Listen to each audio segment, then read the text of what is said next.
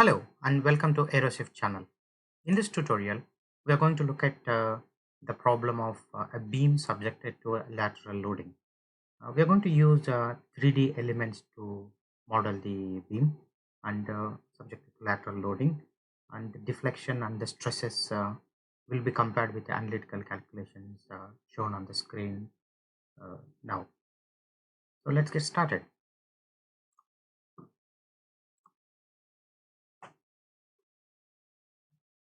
Launching the geometry module.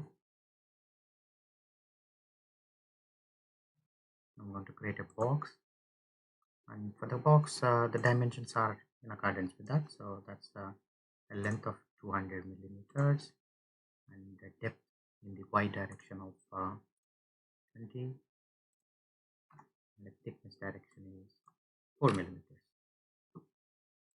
Quite close. Now I'm going to create groups. So one group for all the elements. I'm going to call this plate 3D.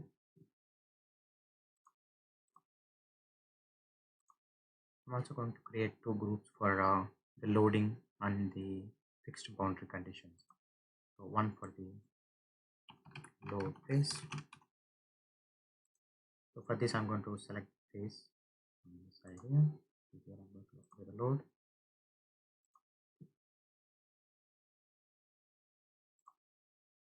Then define the other phase for the fixed boundary condition.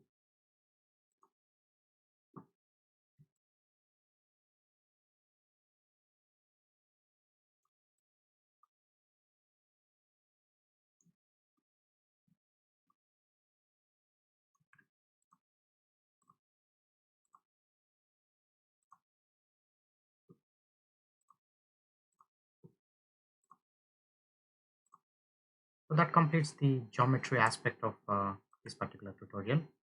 So let's go to the mesh module now.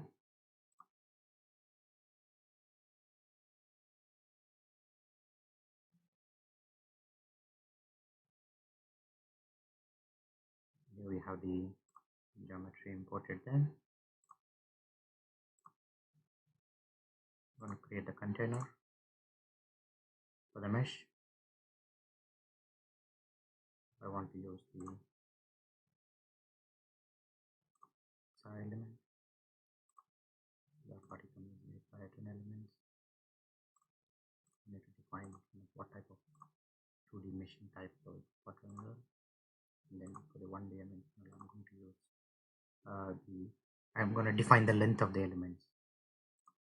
So approximately, I want about 2 elements in the depth direction. So the length of that is 2 millimeters. So with that, let me compute that mesh.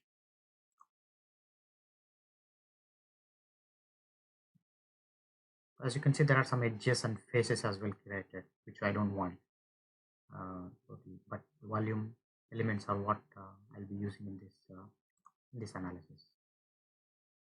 Let's save that model.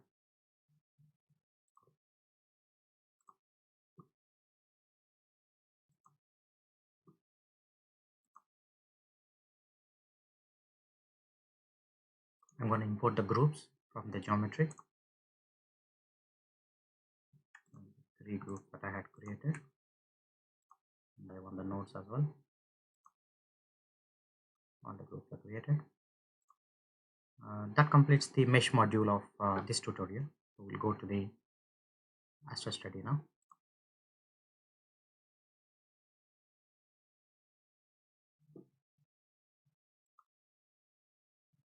So I'm going to add the stage here, import the mesh.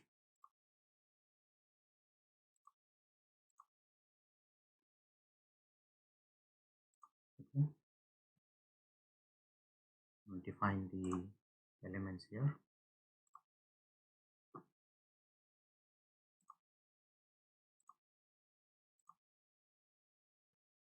The group of elements that I want to assign to what I call the plate 3D. So that we can function. The element is called 3D. And for this element, we don't need to define any particular properties. So that's all for the model definition. So now I'm going to define material. Again, we'll use the linear isotropic material.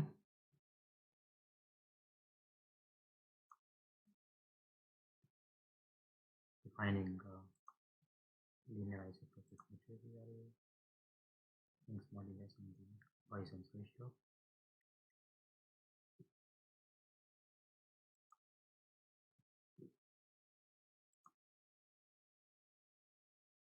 Okay.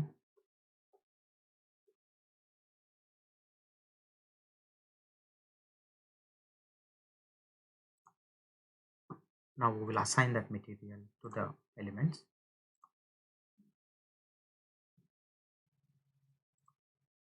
Within the mesh, so choose the group of elements here. Which element we want to assign? 3D element.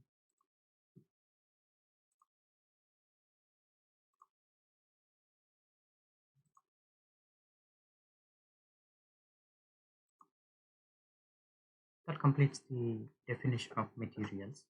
Now we will move on to the loads and boundary conditions. So I'm defining loads and boundary conditions here using the assign mechanical load option. So I'm going to use the enforced displacement. To keep the model simple, I'm going to just define the load and boundary conditions on the nodes, on the faces.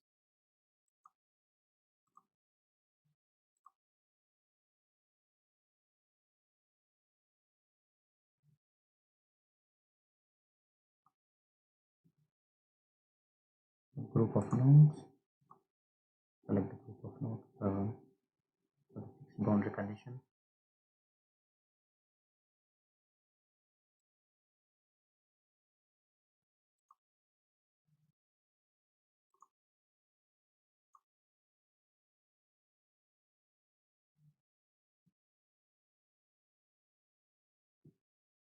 Boundary value that I want to define is just fix all the degrees of freedom.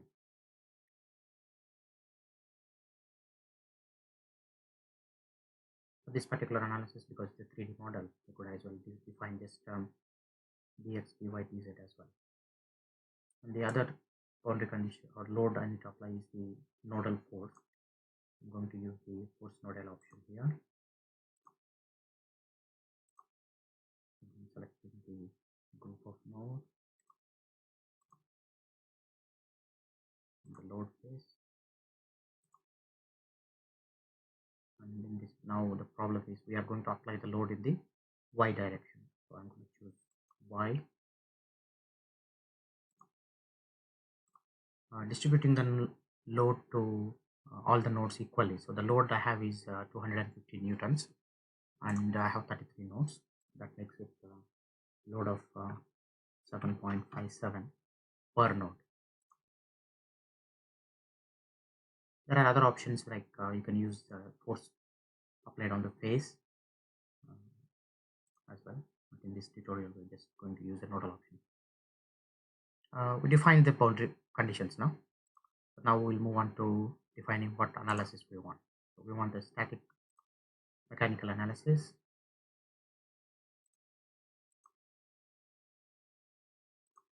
Choose the loads.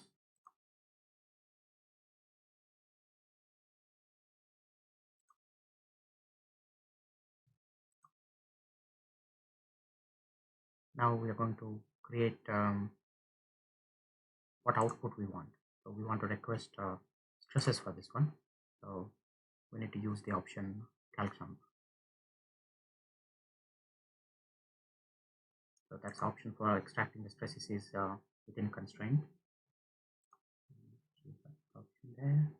And, I'm going to use global stresses of nodes as well as equivalent stresses.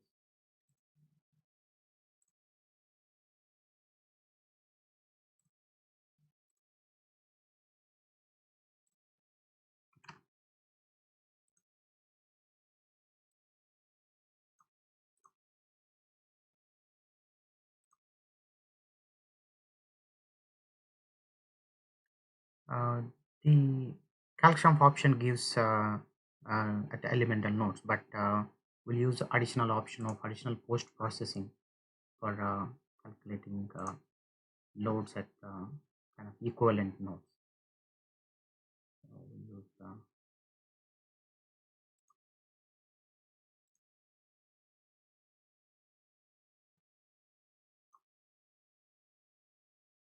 define the post processing requirements. Now we'll define what output file we want, or choose the output file where the results will be stored.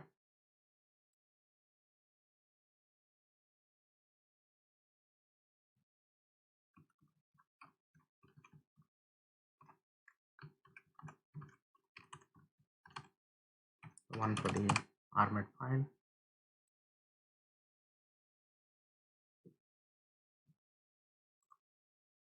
choose the results from analysis as well as from post processing.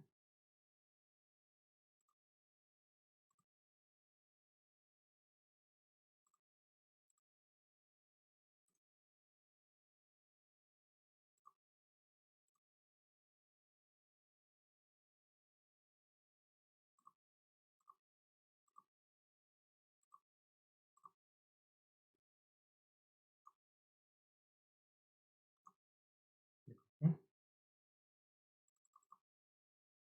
I'm also create another output request, requesting the nodal forces and the displacements, and this time I'm going to request in a text file. So I choose the results file.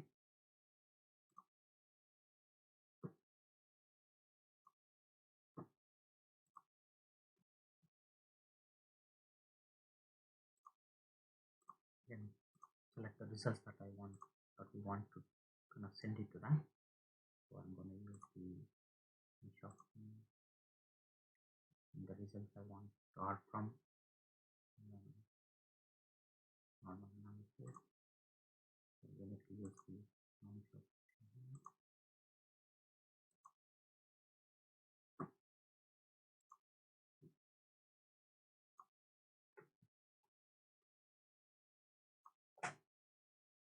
that completes the definition of the model before we submit it to the solver. So now we'll go to the history view and submit this stage for solver.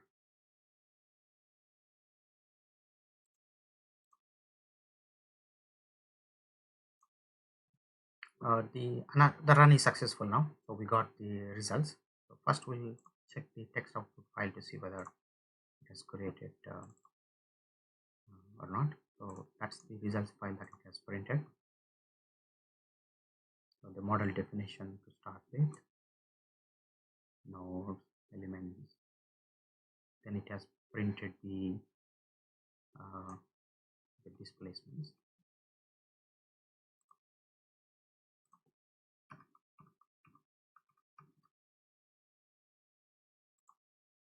As requested, it has printed the displacements.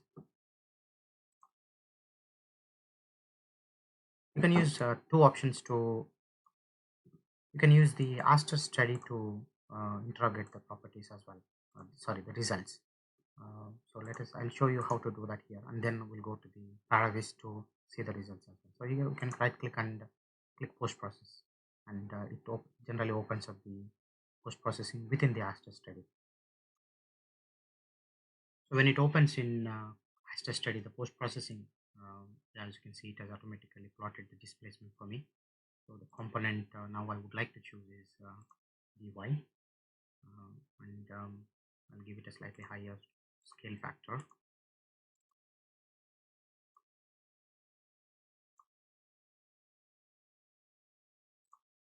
So giving a slightly higher scale factor, as you can see the displacement in the y direction, and the result it is giving me is 3.6 millimeters. And from our analytical calculations, that's the deflection that we expected.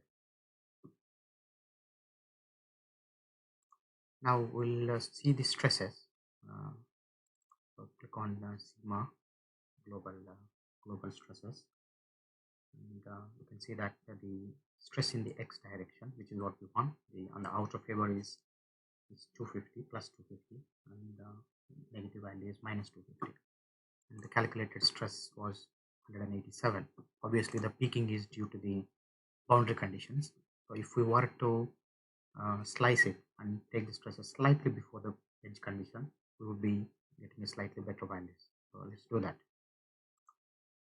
By using a slice option in Aster Study and defining a slice at 2% of the length, and asking the stresses normal to like the stresses in the x direction, as you can see here, the maximum stress is 180, which is what we were expecting. And the minimum stress compressive strain is minus 180. So that's the kind of the introduction to the Aster Study post processing here. Now we'll go back to the ParaVIS and examine the results further. So here we are in ParaVIS module. So the option to input is click open here, and select the file that we want to import, which is the med file.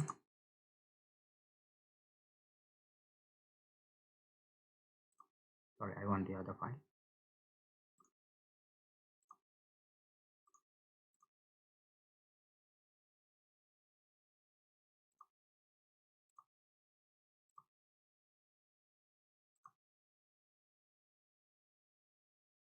So you can see the results that are being imported here.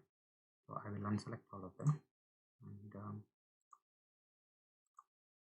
we just select the displacement, and I want to generate vectors. And if I click apply, it generally gives me the results here. So I can go here and select the displacement, and it plots me the displacement. If I want to see the displaced vector or displaced position of the finite elements, what I can do is I can use an option called the toolbar, common toolbar here, wherein there is an option here called warp by vector. So if I click on that, what it does is it kind of can scale this. So the scale factor here is what you can use to multiply the result. So in this case, I'm going to choose high scale factor of about 10, 16, and click apply. So that's the displaced position. So you can superimpose both of them by selecting both options, and for the normal armored file, you can use a solid color. If you want, you can choose the surface like this. And for the warp by vector as well, you can choose different options. So in this case, I want the y directional value surface with edges, so you can see the displaced position there. Now let us look at the stresses now. So I'll get rid of that one. If I go back to the armored file that we have imported, and I select the global stresses, click apply.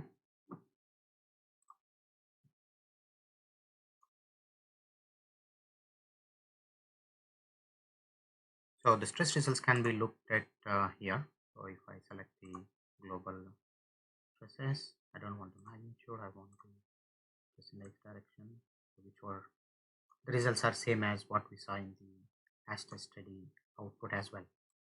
The benefit of using in the ParaVIS is you can interpret or you can post process the results much more easily.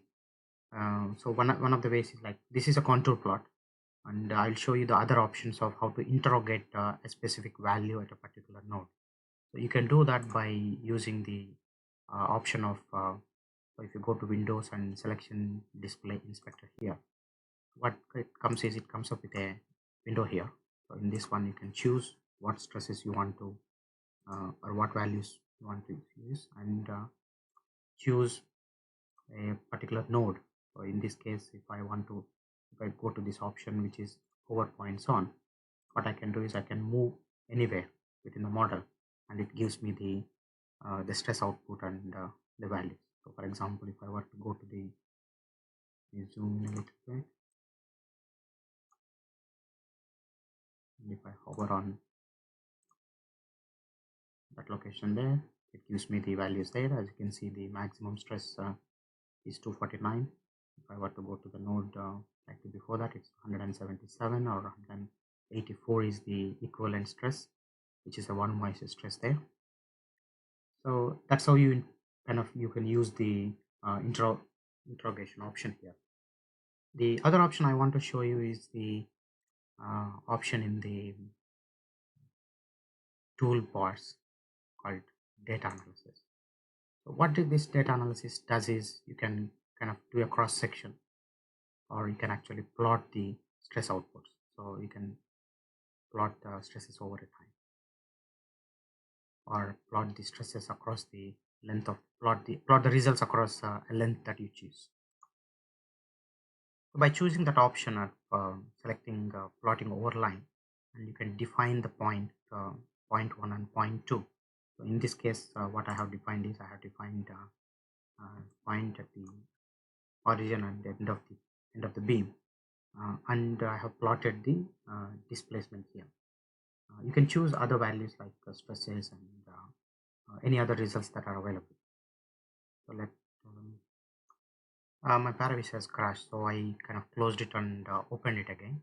So let us see the results over a length now. So I'll choose this option, plot over line, and I will define the points, which is one point there and the other point. So we can see what point we are defining by kind of the origin and the end point there. So if I say apply, it gives me the options as to what results I want to plot. So as you can see here, it has plotted quite a lot of values. I don't want all those because I can get rid of the node numbers and all that. So you can see that at the moment it has plotted 3 values. There is the displacement, the green curve, which is very small, as you can see, which you can't see in this scale, but you can see the scale of the stresses. And so if I get rid of the equivalent stresses, you can see the global stresses in the x direction, or the magnitude at the moment. So which is the major component is x direction. As you can see that the value peaks at about 180, and for the node that is constrained, it peaks value, but the value that we want to compare with analytical value is close to 180, which is what we calculated earlier. So that's how you use ParaVIS for kind of post processing the results. So that completes the this module as to how to use geometry, mesh, Aster Study and ParaVIS modules of the Salome Meca. Hope this was useful to you and you learned something from it. Thanks for watching.